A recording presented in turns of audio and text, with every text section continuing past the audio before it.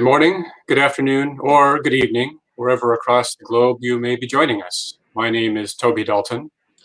And I'm James Acton, the more appropriately attired of your MCs for the first ever, and hopefully last ever, virtual Carnegie International Nuclear Policy Conference.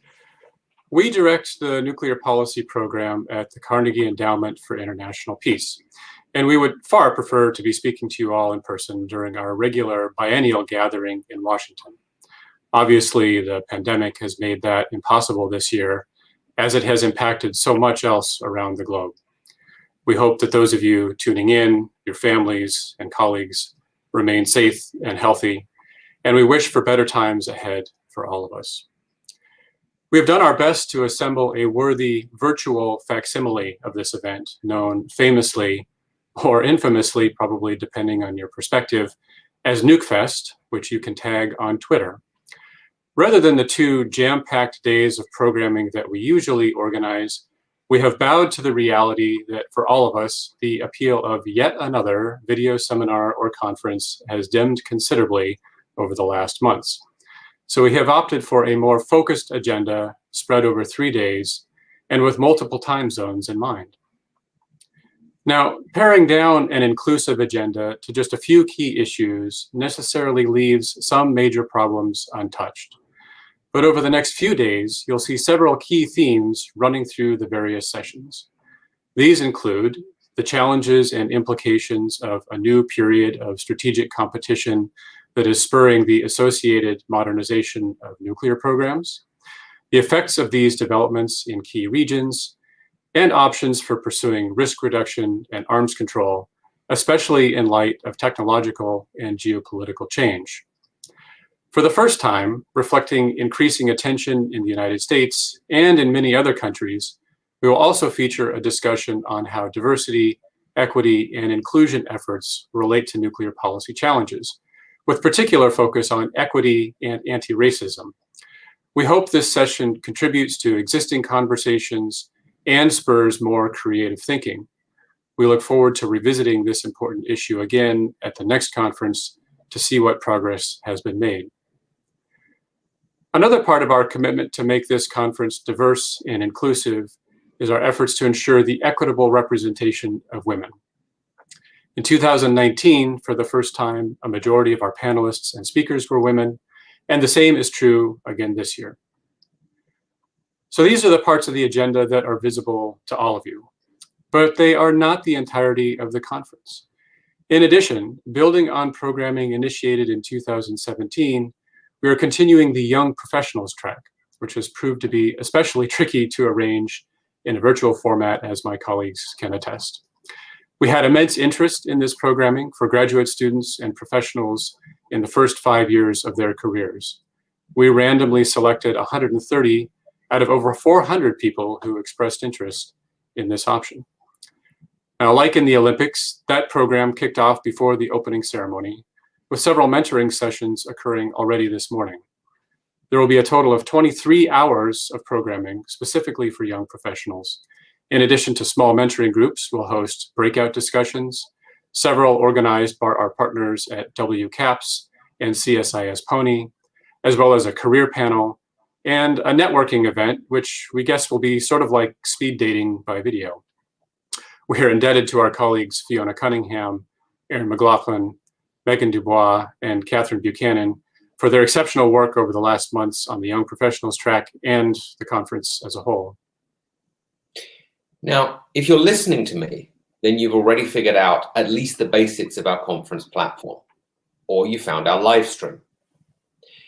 If you're having difficulty using the platform, you can message with or speak to a real person by clicking on the help desk icon on the left navigation bar, and then clicking on the help desk banner on the subsequent page.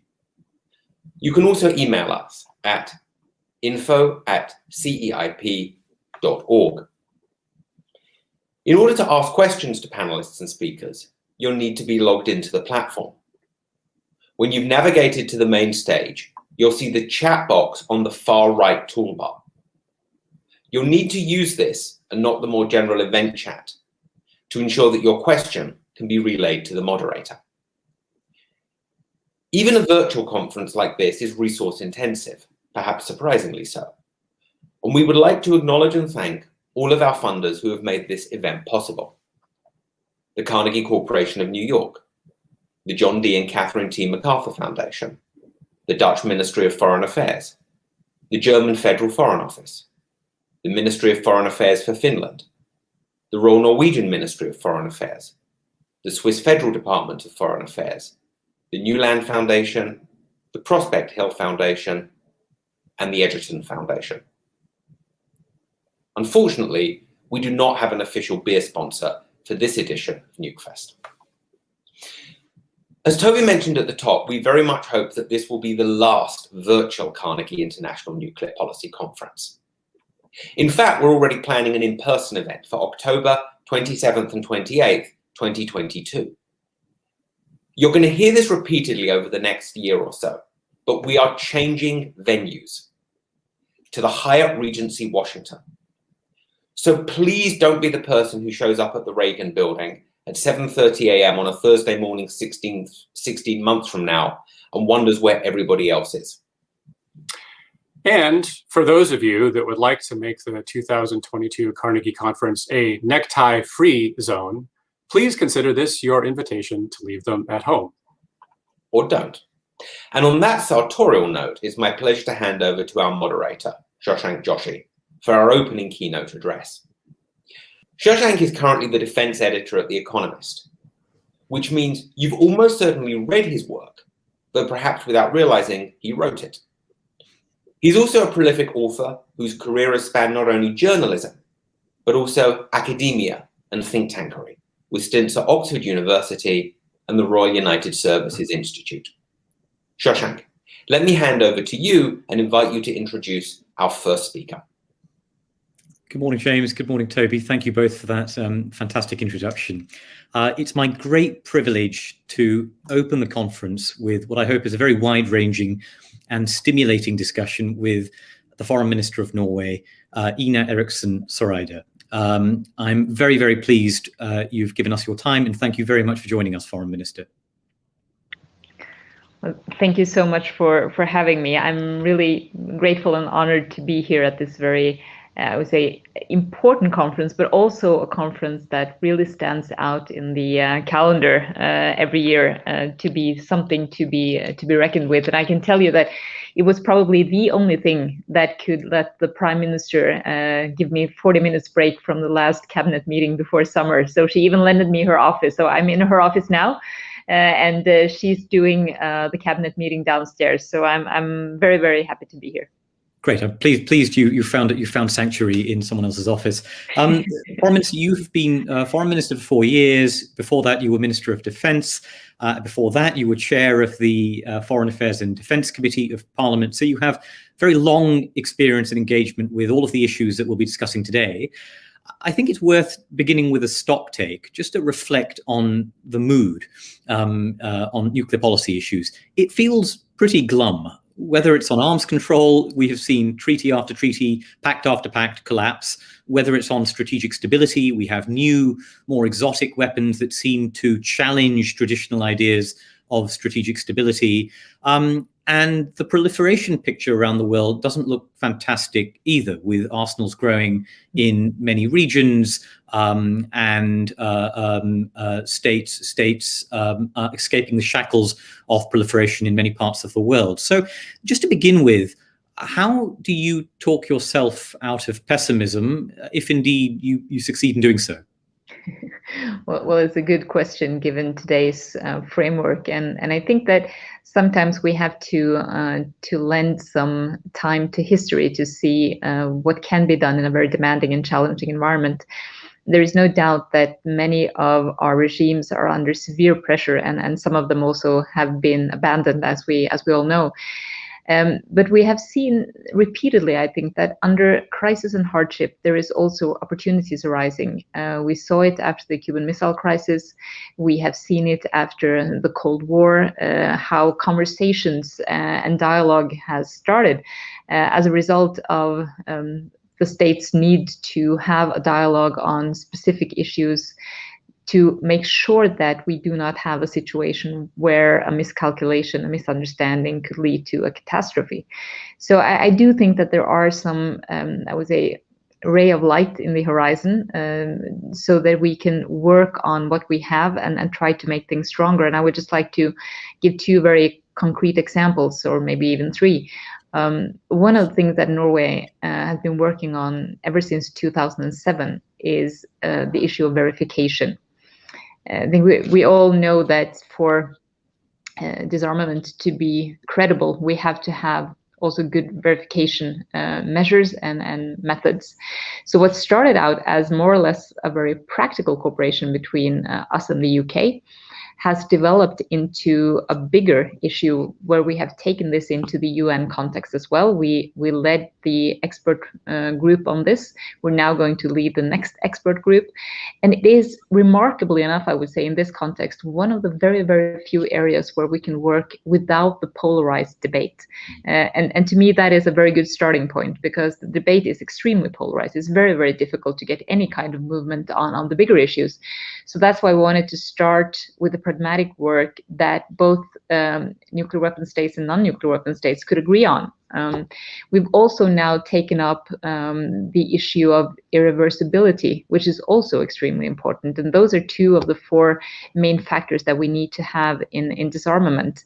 We work together with 16 other countries in the Stockholm Initiative. We've given 22 direct, very concrete recommendations to the NPT review conference. We're just waiting for the date of the conference right now, and hopefully that can also take place soon. So I do think that there are potentials here where we can take small steps in the right direction. It's going to be very difficult. It's going to demand a lot of political leadership.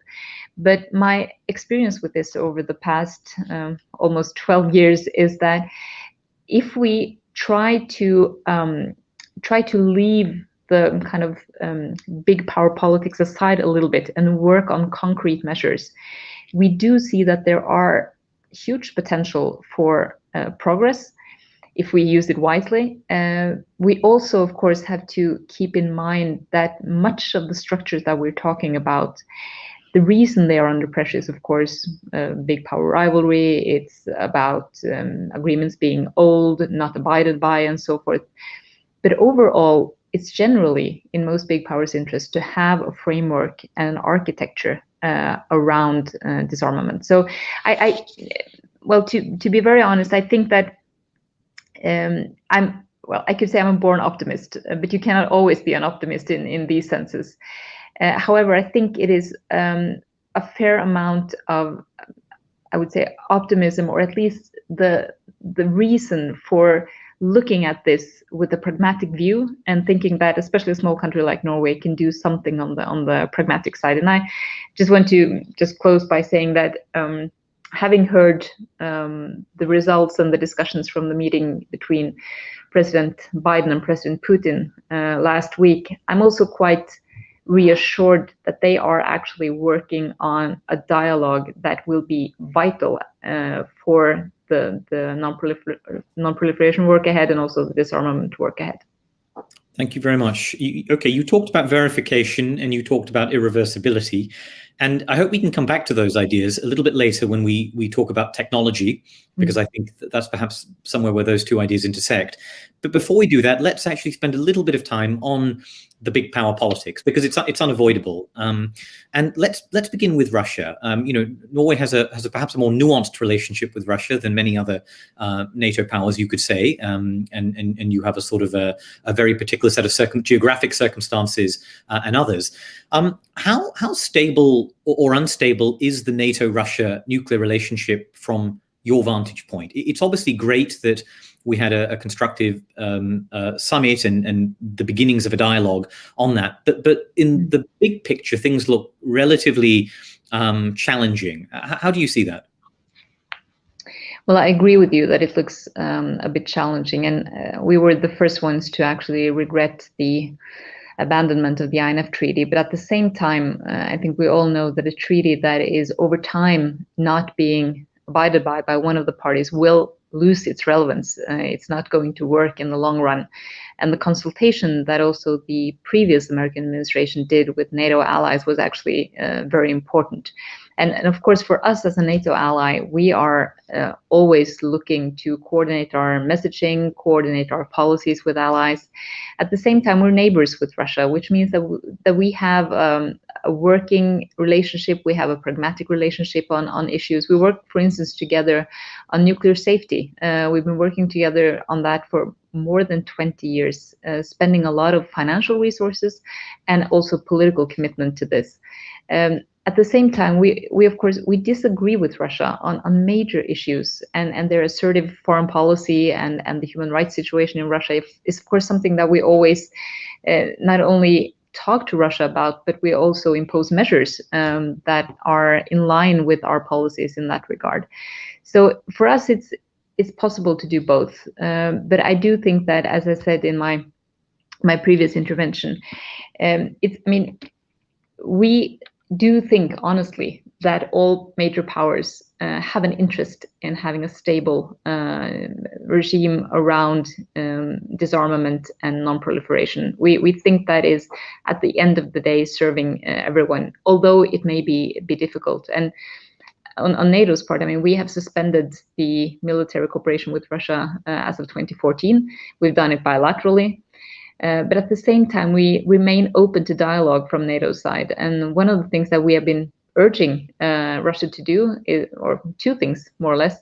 One is to come back to the NATO-Russia Council for meaningful dialogue. And secondly, exercise transparency and openness about their capacities, their capabilities, and all of the things that we, of course, find a challenging part of where Russia is in their military modernization and their introduction of new capabilities and also new deterrents. So you said at the outset of your answer there, Foreign Minister, about the importance of treaties remaining relevant or the conditions under which they can remain relevant. For you, what does a successor to New START have to look like to remain relevant? This is obviously a bilateral agreement, but it's of profound consequence to you and to Europeans as a whole. So, it's legitimate for you to have a view on this. And in particular, assuming non-strategic nuclear weapons stay in Europe, what can the US put on the table to elicit Russian concessions on this question? Do you have any sense of that? Well, we were very happy that the New START agreement was prolonged. And I do think that the 5-year period will allow enough time for not only developing it, because it's going to look different in the future than it did in the past, but also to include other countries. And I think this is an important part of this, because the world looks very different now compared to what it did 50 years ago.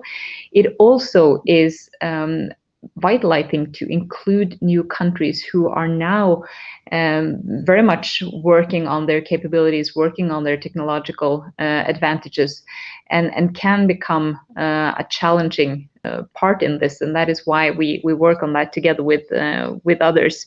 I do think also that it's important to realize that none of these structures will have any chance of working in the long run unless they are a part of a bigger framework.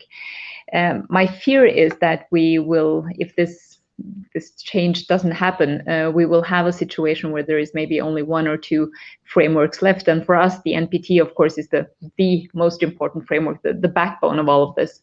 But we have to supplement with bilateral and regional agreements, and we have to focus on also adding new countries into this. So we will, of course, be helpful in any way we can. But I do think that the fact that the New START agreement was prolonged, that it was also prolonged for a 5-year period, allows enough time for this to be done in a good way. Very helpful, but I'm not sure you've said particularly what you would like to see in a successor agreement. What's on your wish list? What is on your list of ambitions beyond prolongation, beyond new countries being brought in terms of the agenda itself? Is there anything specific you might tantalize us with? No, but I do think that as for now, the most important thing is that we, first of all, keep the framework. And that can sound a bit strange, given the fact that this is an agreement that we also need to modernize. But the fact of the matter is that so much pressure is put on multilateral agreements these days that just keeping a framework is in itself a very important and very positive signal. In addition to that, we have to make sure that it also includes not only what we have seen, but what we are going to see of different capabilities. And we also have to include other countries. Otherwise, it will be, in a way, a lopsided agreement where it will lose relevance over time if only two countries adhere to it. And for us, I mean, it is an important agreement, even though it's a bilateral agreement. And I think most countries feel the same way, and that is why the importance of continuing it is strong from our side. And you're clearly referring to China and to China's arsenal, and I think we understand that. But do you think the British and the French arsenals ought also to be included in such an arrangement? As I said, it would be important to include new countries, and China is, of course, one of them. I brought this up directly with my Chinese counterpart when he was visiting here in Oslo in August last year. Because it has to do with the relevance and the fact that we see now that China has also been, I would say, engaging constructively in the P5 NPT talks. That has been positive. They've been engaging very constructively when it comes to verification. I think that's a good starting point. And that also means that when we have the very good cooperation that we do with nuclear powers like the UK, for instance, on verification, I also think that's a good starting point. So my point as a small country in this is to work on different practical strands of effort that can ultimately lead to the bigger frameworks actually being upheld and strengthened. So I'm coming at this from quite an, I would say, open angle, but instead of starting with the most difficult issues, we start with the most practical issues where states can agree and where we include, what, in my opinion, what is important, namely to include the nuclear powers. Otherwise, you will not be able to do disarmament at all. Well, let's then directly tackle something that follows from your last point, which is the question of the nuclear ban treaty and its ascent, its intellectual momentum behind it. It obviously has a great deal of support in Norway, in your own country, as in other European countries. I think we all in this forum sort of understand the objections that NATO states have and the concerns they have. They've been spelt out in the last week. But I think it might be more interesting to ask you, how do you think it should impact the work of NATO, the policy, the posture, and the approach of NATO to these questions? Can you go on as if the treaty wasn't there, or do you have to take into account the diplomatic force that it represents? Well, I think it channels much of what NATO is already doing and working on, namely to try to work in the direction of a world free of nuclear weapons. At the same time, there are, in my opinion, two major issues with the treaty that makes it not viable for us to sign on and to ratify, and that has a broad parliamentary majority behind it. Of course, there are discussions, but I mean, in Parliament, it's a very, very broad majority for not signing. And aside from our NATO commitments, that's one part of it. But the two main issues, in our opinion, and we did a very thorough survey on this, was that the nuclear powers are not coming along, which means that whatever you look at in the treaty, it will not include those who actually possess nuclear weapons, which means that if you are going to disarm, you have to have them along. The second part is the verification mechanisms. My great fear is that we can undermine the NPT because the verification mechanisms in the ban treaty is actually weaker than what we have today.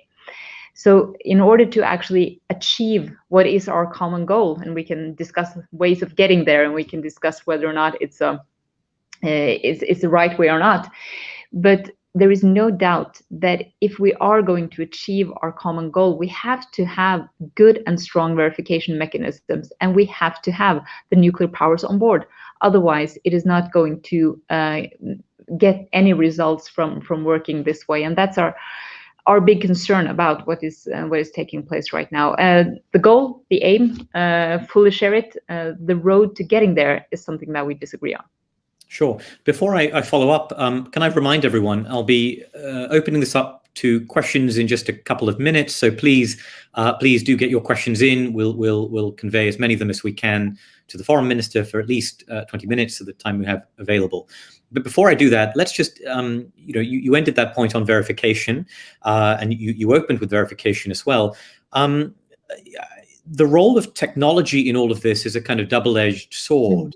We mostly seem to talk about it these days in terms of risks to strategic stability. I see James Acton, who introduced us, has written a great deal about cyber risks to nuclear command and control, and others have written a great deal about other kinds of technology and the way that it perhaps challenges our traditional ideas of stability. So I wonder if you could tell us how much of that worries you.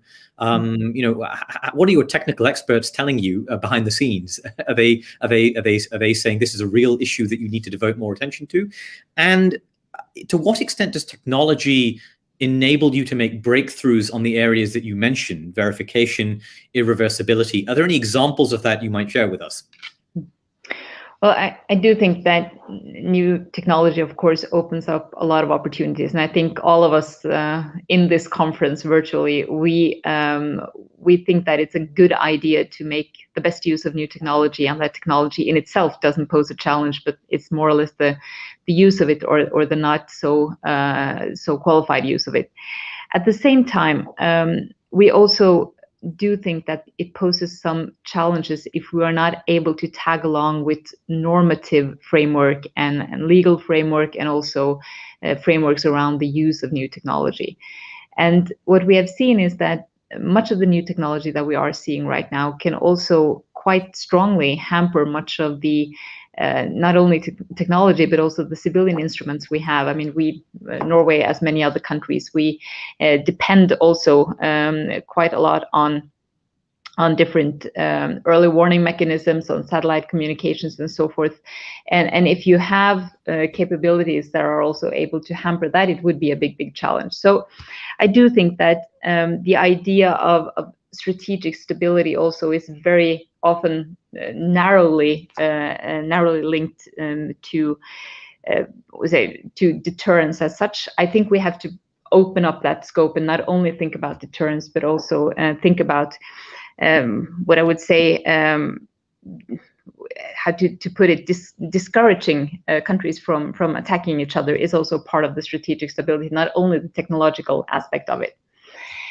What we have seen as good examples when it comes to verification is the cooperation that we've had, as I mentioned, with the UK from 2007, but we've also expanded that cooperation to include the US and Sweden. And we have been doing a lot of technical tests together just to make sure that what we present in the expert group that we are chairing is something that can actually be done and undertaken by nuclear powers when they want to verify. And our point with this is not that we are necessarily at the point right now where we are ready to make use of these verification mechanisms, but when the window of opportunity comes, we are ready with these mechanisms. And that's the whole idea behind us pushing this internationally. That's also the idea behind us pushing the issue of irreversibility, because we know that at the same time as verification is extremely important, irreversibility is also a major part of actually being able to do disarmament and to verify and have it irreversible. I think it's a very interesting debate taking place right now about the JCPOA and whether or not Iran has gone to steps that are irreversible or not. And it's very easy to think of that as mainly a technological issue in question, centrifuges and enrichment and so forth. But it is as much about research and development. It is as much about acquiring knowledge that you cannot reverse.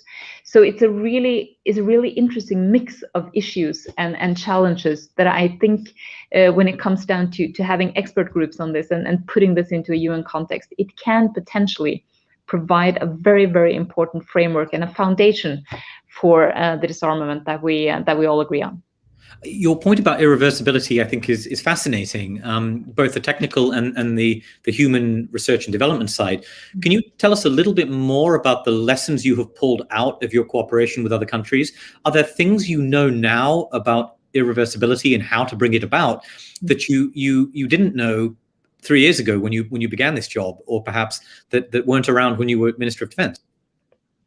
I think there are a lot of changes that have taken place in those years, but we've just started the work on irreversibility, and this is something that we want to take from here and onwards. And we do it now because we've finished the first stage of our work on verification and are continuing to do that as well. I'm quite certain that there will be things that we discover when working on this that diverges quite sharply from where these discussions were 5 or 10 years ago. And I think that one of those issues is the one I mentioned on the acquirement of knowledge, the research and development that can sound quite, in a way, innocent at first glance, but that actually constitutes the backbone of any development of nuclear weapons. You have to have the competencies, you have to have tested, you have to have researched on many of these issues to be able to connect the dots, so to say. So I think that kind of research and knowledge part of it is going to be essential as a part of irreversibility that goes or spans beyond the purely technological issues, whether or not you can assemble or disassemble a machine or other things that have a very technical nature. And that is also the reason why we wanted to dive into this, because we have good experiences, I would say very good experiences, with the work on verification, also in including nuclear powers. And we have seen that it is an area where the potential for kind of diffusing the polarized discussions and tensions is very good, and that is also why I think we can yield results in this area. And hopefully, those two mechanisms, together, of course, with other mechanisms, can prove to be building blocks in what we would like to see: disarmament and also non-proliferation. Thank you. We have a lot of questions coming in. Please do keep them coming in, and keep thinking them up. I want to put one to you that perhaps follows on, because it's on a proliferation relevant question. Bryce Fincher asks, what challenges exist with regards to the expansion of nuclear energy infrastructure throughout the world, which is likely to expand to combat climate change? But it's pointed out that many of these new reactors being built are being done by Russia and China. Does that make verification more difficult of proliferation-sensitive concerns, as those states may have leverage with other states? So how does the expansion of nuclear energy affect some of the proliferation concerns you may have? And does the fact that it's Russian and Chinese companies heavily involved in this area change the nature of this, in your view? Well, it's a very interesting, and I would say a very complex question that I don't think I will be able to answer fully in just a small amount of time. But I think it's important to remember that when it comes to the NPT, the peaceful use of nuclear energy is also a part of all of this, and this is something that we have been promoting for a very long time. We do think that it's important to focus, of course, most of our efforts into what we see is the military side of this. But there are equality in the NPT that says that peaceful uses of nuclear energy is a very important part of how we can also work on covering the energy needs. Things have happened also there over the past years that has been adding the focus to nuclear safety in a way that wasn't there necessarily before. And I think that we are going to see more discussions on this over time when the need for energy is increasing, and to make sure that it is done in safe forms. It is not an easy task, but it's an important task, and it's very important to not use this as a foreign policy leverage from certain countries, of course, but to make sure that we can still have peaceful use of nuclear energy as an important part of covering the world's energy needs. Let's switch to a slightly different place, which is a question of U.S. nuclear posture. We're in an interesting period for this, a relatively new administration with a different approach to nuclear posture, with debates that are still underway. Johannes Ahlefeldt asks, what would the adoption of a no first use policy mean for the upcoming NPT review? or indeed a sole purpose policy, a sole purpose declaration, as the case may be. What can you do to promote such a stance? What role does it play for Norwegian goals in the nuclear realm? And I might add to that, as an additional factor in all of this, your other European allies have very different a range of perspectives on the prospect of US no first use declarations, many of them very anxious and worried about that prospect. What's that conversation like among European foreign ministers and defense ministers? Well, I couldn't speak for all of my colleagues and neighboring countries on how they put this, but I do think there are interesting discussions in the US at the moment, and I see this also from a NATO perspective, where NATO is very clear on the fact that as long as nuclear power exists, nuclear weapons exist, we also have to have that as a part of our deterrence. But NATO is equally clear on the fact that the potential use of this is an extremely remote opportunity, extremely remote, which means that as a defensive alliance, this is not something that would be relevant in these cases. But at the same time, what the US decides is going to, of course, have an impact on allies as well. What I would prefer is, of course, to have the same level of consultation with allies that we have seen now over the past 6 months with the Biden administration on certain issues where they are either shifting policies or putting different measures in place for policy decisions. It would be very interesting, I think, to have this debate in NATO. It will be very interesting also to follow the development of US policies here. I don't think or expect that we can see any major changes, but I do expect that we can have a situation where the discussion among allies about this is also, I would say, more open, and also, of course, taken into account that within NATO, allies also have different security needs and different, I would say, worries and challenges. I mean, that's quite obvious. We're a big alliance, but still we have some different challenges, and that is also why the emphasis on this will be different in different countries. From our side, when we now have given the go-ahead for a new or a revised strategic concept of NATO, we have to take into account that we still need a balance between conventional and nuclear deterrence. That has always been the backbone of NATO. It's going to continue to be the backbone of NATO, and those discussions will be very interesting in the months to come, because the new strategic concept will be debated on the next summit next year. So it's a short span of time, but a very important span of time. Thank you. Let me pick up one more strand from the NATO landscape, which is the role of China. It was a very prominent feature at the recent summit relative to your previous meetings. And I'll just combine two questions. Heather Williams talks about the communique and says, can you say a little bit about the threat perceptions of China within NATO and what you'd like to see discussed in the dialogue that the summit proposes? And we also have a linked question, I think, from Hiroaki Nakanishi, asking, how do you, as non-nuclear weapon states, incentivize China to join arms control negotiations? You mentioned raising it, you mentioned the importance you place on it, but I think it's a more specific question. How do you incentivize the Chinese to engage in this and perhaps make concessions from a position of relative numerical inferiority?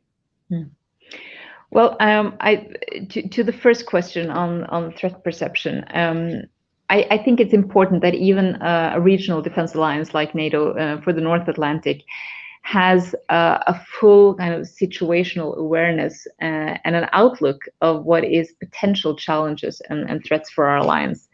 That doesn't mean that we look at everything we dig into as a threat or even as a challenge. But I think it would be quite strange in the year 2021 not to look into what happens in the world's second largest military power, the world's second largest economy, and how that affects us as an alliance. Mm-hmm. Because if there is anything we know from the past 10 years is that geographical distance doesn't necessarily mean that things are not interlinked. On the contrary, I would say. That also means that when the current strategic concept from 2010, well, a lot of things have happened since 2010, to be frank, both in our immediate neighborhood, but also geographically further apart. And what is interesting is that in that strategic concept, Russia is considered a strategic partner, and China is not mentioned at all. So it doesn't really add up to what is today's strategic environment. That means that when we in the declaration from the summit talked about having a better overview of the impact of China's rise for NATO, for our security, it is not because we're going to have a global outreach. It's because we need to know what can affect us. And I think that having also a paragraph, as she probably saw when asking the question, about seeking cooperation where it is possible and also mutually beneficial, I think that's a good balance. One area is namely when it comes to including China in coming agreements, including them in the work of non-proliferation and also on disarmament.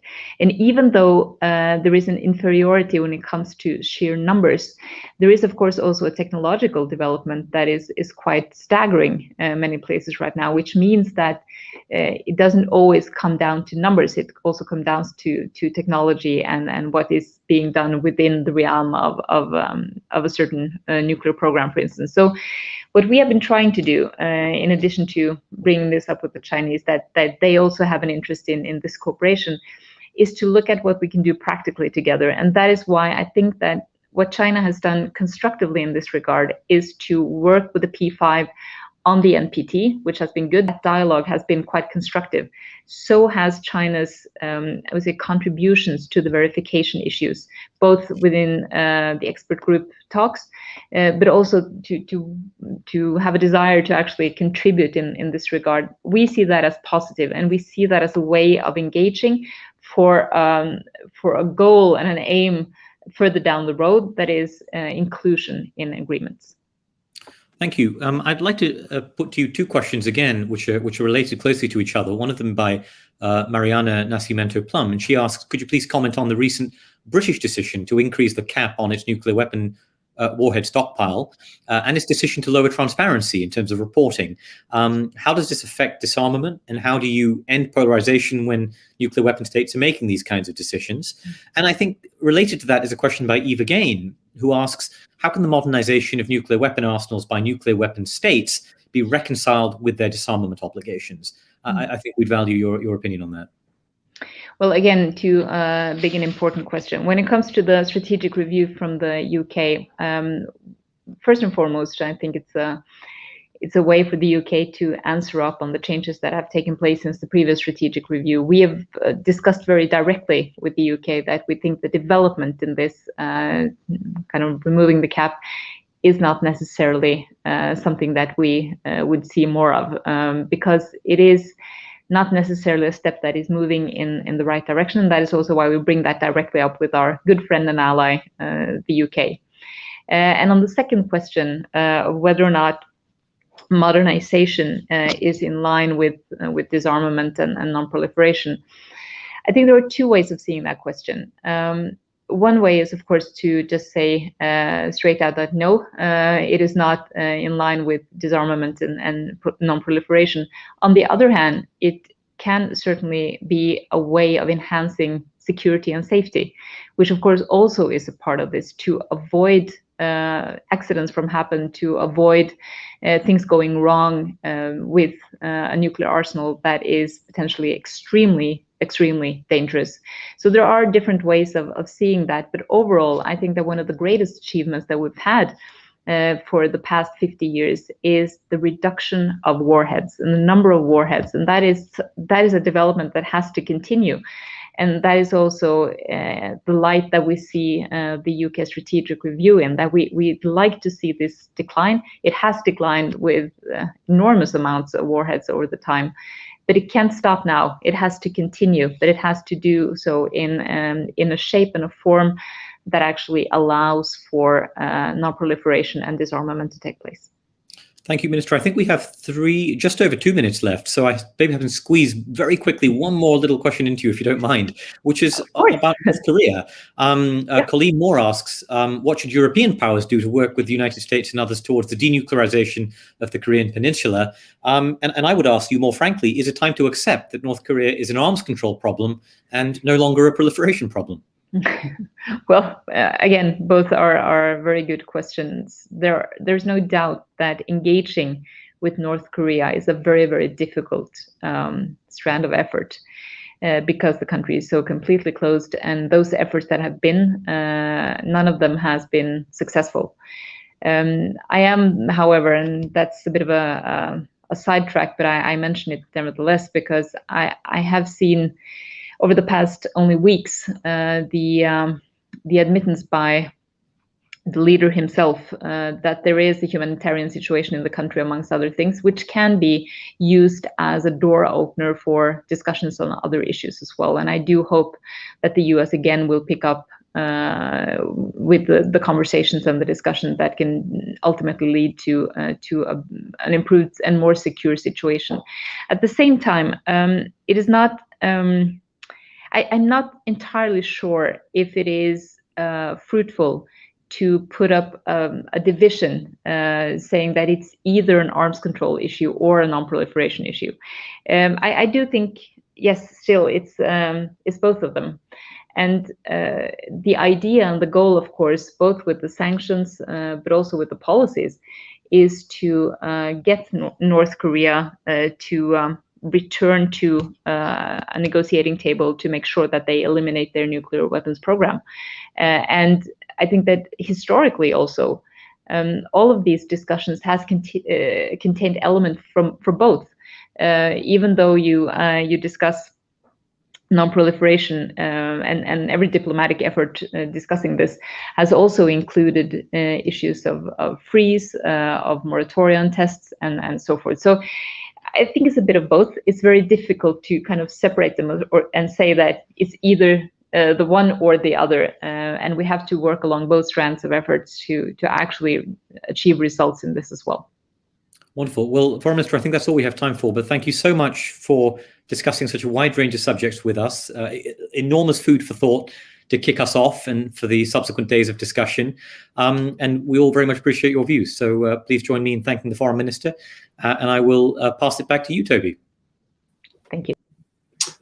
Well, let me join also, Shashank, in offering our sincere thanks to Norwegian Foreign Minister Ine Eriksen Søreide for spending time with us today and sharing her perspective on how arms control and nuclear security challenges look from Oslo and for NATO, and I think also really useful in some of the initiatives that Norway is pursuing, specifically on verification and irreversibility. And thanks also to you, Shashank, for a very able guiding of this discussion. So we'll now have about a 40-minute break before the next session, which is a panel on a practical agenda for nuclear risk reduction, which I expect will follow up some of the ideas that the Foreign Minister put on the table. And that starts at 10:30 a.m., so please come back to the stage by then. In the meantime, feel free to connect with other conference participants on Hopin, grab a coffee, or if you're a suitable hour wherever in the world you are, an adult beverage, and we'll see you all soon. Thanks very much.